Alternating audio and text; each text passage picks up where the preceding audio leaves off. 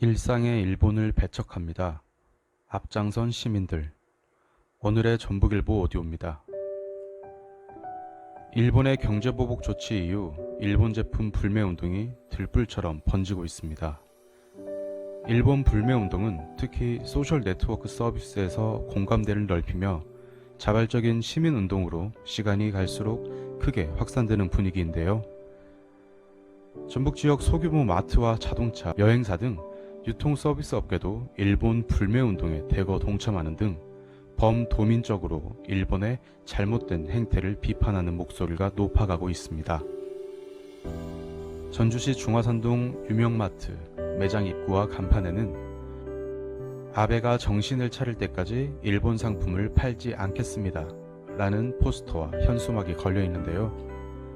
김종기 유명마트 중화산점 사장은 당연히 사회적 분위기가 일본 불매운동을 하는데 나라를 위해 무엇을 할 수 있을까 고심 끝에 준비했다면서 앞으로도 계속 불매운동에 동참할 예정이라고 말했습니다.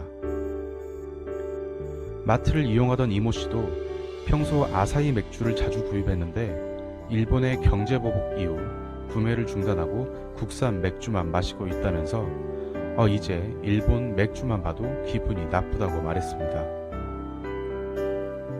이러한 반일본 사회 분위기는 식료품점을 넘어 일본 여행 기피와 일본산 의류, 필기구 등 구매 반대에도 미치고 있는데요. 하나투어에 따르면 지난 7월 1일부터 12일까지 전국적으로 평균 1000건에서 1200건이 판매되던 일본 상품 패키지가 경제보복 조치 이후 400에서 500건으로 감소했다고 합니다. 도내 한 여행사 관계자도 소비자들이 반일 감정으로 일본 여행을 자제하는 것으로 분석되는데 실제로 일본으로 여행을 떠나는 팀이 전년 대비 하루 평균 절반 이상으로 그 수가 줄었고 최근에는 일본 여행 문의도 거의 오지 않는 실정이라고 설명했습니다. 국산 스파 의류 매장인 탑10 효자점 관계자는 일본 경제보복 조치 이후 약 15에서 20% 정도 평소 매출이 상승했다면서 일본 영향이 있는 것으로 보인다고 밝혔습니다. 반면 대표적인 일본 스파 매장인 유니클로 매장은 주말이자 여름 세일 기간인데도 사람들의 발길이 확연히 준 모습이었습니다.